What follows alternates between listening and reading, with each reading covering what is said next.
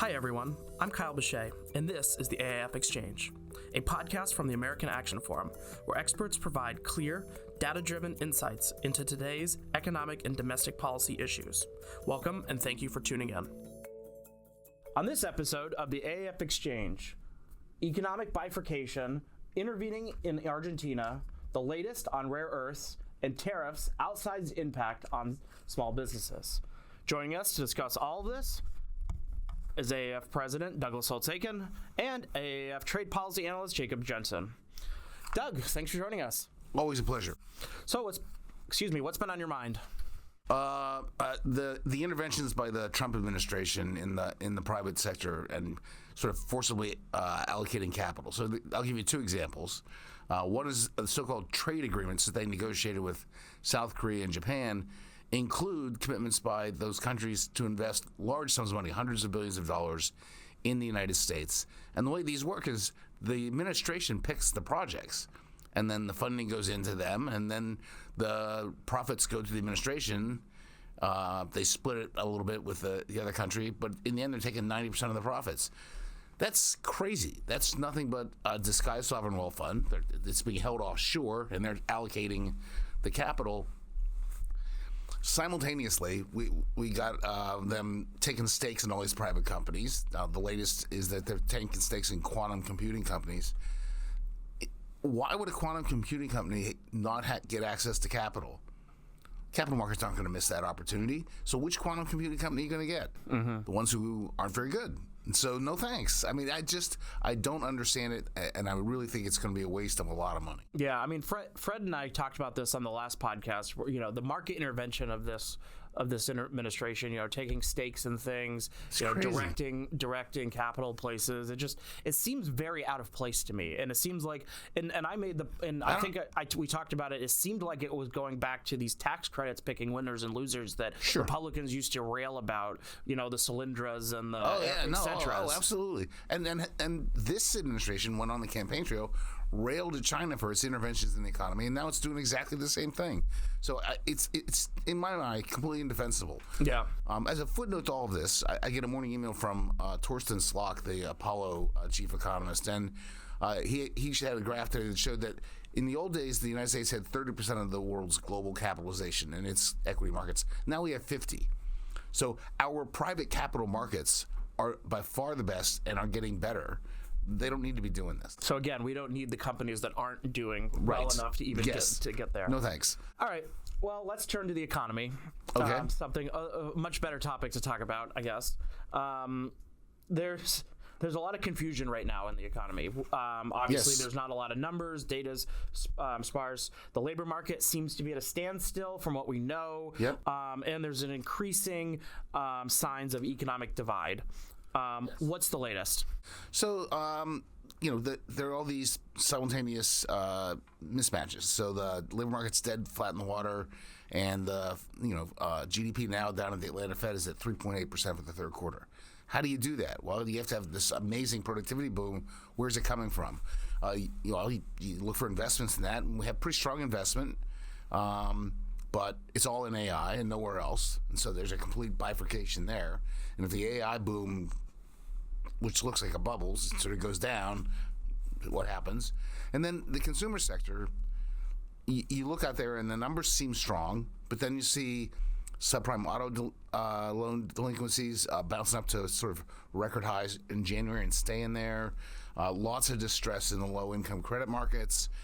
You go look at what the lower-income individuals are expecting for their earnings growth. Nothing. What are they expecting about unemployment? Rising. So there's a sort of a two-part household sector as well. High-income individuals are doing well. They're spending a lot of money. But the remainder, not so much. Yeah, and it seems like a lot of I keep reading stories about people are using like credit cards more and more to keep up and to just keep the numbers where they should be. And the credit card companies are sort of watching this slide from sort of luxury items to necessities, and you can see that, and the Walmart tapes show that, and those signs of distress seem to be real. Interesting. So what are the challenges? What challenges does this pose for the Federal Reserve? Well, the Fed can't target individuals or companies or anything. So, they have to decide where we're going to place our emphasis. We have two mandates: inflation, unemployment, or employment. The labor market's dead flat in the water, so it makes you think maybe we should do something for that. But if growth is at 3.8%, which is above trend, aren't you exacerbating the inflation problem? What do you do? And so they really are stuck. And that's in the absence of considerations about tariffs, which come up all the time. Mm-hmm. Yeah, interesting. Turning to Argentina, what stands out to you about the U.S.'s decision to step in and support Argentina's currency? The absence of any sensible economic rationale. Other than that, it's all good. When this first was floated, Secretary Besson said, well, they're systemically important, which is just absolutely false because they are a serial defaulter. They had all sorts of economic problems, and the U.S. has never been affected by it. So the notion that somehow our economic outlook is affected by this is just, there's no foundation for it. So then they said, no, they're very important. They're an important part of South American democracy, and we have to support them. So we're going to give them $20 billion, conveniently enough, out of the Exchange Stabilization Fund, which the Secretary of Treasury controls. They don't have to ask Congress for the money. And then he comes back and says, oh, they are so important. We need to get another $20 billion. We're going to have private banks give them $20 billion. That's $20 billion private banks did not want to give them. They have had the opportunity. They haven't done it. So it's not a good economic proposition. The assertion is they want to counter China and their influence in South America. Okay, fine. Write a check for it. The federal government, if it's an important foreign policy objective, I accept that. Say so. Make the case to Congress. Get the funding. Give them 40, give them 60, whatever you think is appropriate.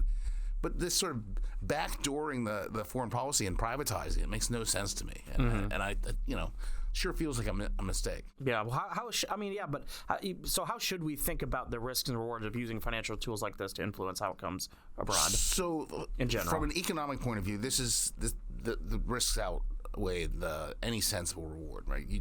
Private sector hasn't been lending to Argentina for a reason. We shouldn't put the Treasury's money in there for the same reason. So it has to be something above and beyond the economics of the proposition, because the economics are terrible. Can you counter China's influence with $20 billion one time? Mm-hmm. No. You have to have a much more sustained effort, and you have to make the case for Congress to fund a sustained effort. And it's got to probably be bigger than Argentina, where they happen to have their own favorite elected official. I mean, let's sort of think about it a little more broadly. So, yes, there's a place for what China has called the Belt and Road, and we've tried to counter. We put together a big, but we're not using that. We're just we have an international development bank, but we're not using it for foreign policy objectives. Why not? Interesting. Well, Doug, thanks for coming on and talking through us these issues. My pleasure. We're going to go to Jacob next and have a good conversation about tariffs, trade, and rare earth minerals. Okay, let's do it. All right, Jacob, welcome back. Great to be back. It's been a few podcasts, but the tariff world is still moving on, and you've been busy as ever. Yep, always busy, never a break. It seems like every day you're getting a new announcement that you're like, oh, here we go again. Yep. One thing you've been talking about recently is the rare earths debate, or policy objectives that are going on. The trade war. So the trade war with the U.S. and China currently appears to be centered around these rare earths. Talk us through what's going on. Yeah, so this all kind of started about 1 or 2 weeks ago when the United States added a bunch of Chinese firms and people to what's called the U.S. Entity List. And just for simplicity's sake, that means that these Chinese companies and these Chinese individuals can no longer trade with the United States, essentially. So that's what sparked this. The next day, China responded with the big announcement, which is the rare earth export controls. There were a whole bunch of other announcements too, like tariffs on U.S. sugar and wool that kind of got left under the radar. Lithium batteries are also under export controls. So it's like a whole bunch of stuff's going on there. After that, the United States responded with a big 100% tariff threat, which is supposed to happen on November 1st. There were a bunch of other little minor things that happened as well. So that's kind of where we are with the rare earth debate. Yeah, in China in general, just broadening it out a little bit, what are we up to on them? Like, I feel like it's quite a bit now. Yeah, right now we're at about 55%. So Okay. with the 100%, we'd be at 155. That's essentially a complete ban on trade with China. So Interesting. Does that take into account any of the de minimis stuff that you're also tracking? doesn't even take into account that. All right, let's get back to rare earth minerals for a second. Why is this such a big deal for the Trump administration? Yeah, so I'm sure people have seen in the news that the Trump administration has been taking stakes in some mineral companies. This is due to the fear that the administration has about our over-reliance on China, especially with rare earths. China worldwide mines about 70% of all rare earths. They refine over 90%. So there's an extreme reliance from almost every country in the world on Chinese rare earths. So if they cut off our access to that, that'll hurt the U.S. defense industry, EVs, batteries, everything, semiconductors. Yeah. Everything's reliant on rare earths. So like my iPhone. Your iPhone, yeah. Yeah, so like products like that everyday people need and pretty Exactly. much need and use. Yeah. I can't walk out my door without my iPhone. Yep. So, all right. Well, you have a great paper on that. So if people want to learn more, we'll of course include that in a link in the show notes and that stuff, so people can learn more about that. But on another topic, because you're so busy right now, you recently wrote about tariffs' impact on small businesses. Yeah. What did you learn? Yeah, so I learned that small businesses in the United States are kind of particularly vulnerable to the Trump administration's tariff policies and trade practices. So they have to deal with both direct and indirect tariff costs. I estimate in the paper that their direct tariff costs are around $85 billion annually, which is a lot. It's actually overrepresented compared to large businesses. Then they have to deal with a whole host of indirect costs that stem from all these different trade announcements. Yeah, so what about those indirect costs? Yeah, so they have to deal with compliance costs. So they have to comply with the new tariffs, which costs time and money. There's new regulations and regulatory burdens. That adds up to billions of dollars a year. The end of de minimis is another big one, where now they have no tariff-free pathway into the United States, which a lot of online shoppers relied heavily upon. And so that's having a really big impact. Interesting. Well, Yeah. Jacob, it sounds like you've been busy and will continue to be busy over the next couple of weeks and months. So I'm sure we'll talk to you again. But thanks for coming on and talking about those issues. Great, happy to be here. I hope you enjoyed this conversation. Tune back in for our next episode, where our experts will provide clear, data-driven insights into today's economic and domestic issues. I'd also encourage you to check out any of the links in our show notes, and also follow us on social media to learn more about AAF. Don't forget to subscribe on iTunes, Spotify, or Google Play.